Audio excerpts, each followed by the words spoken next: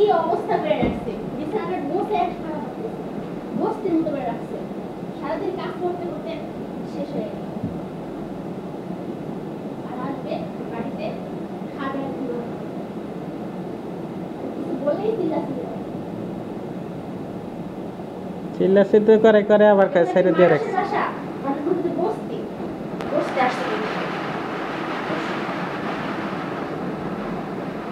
খাটের উপরে ওইটা, খাটটা একটু বিছানাটা গোছাও খাটের উপরে ওইটা।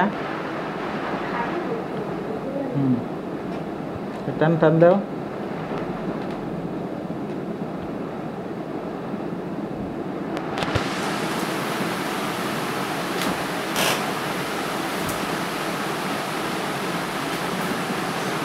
বাসায় আসো, তারপরে মজাটা দেখো।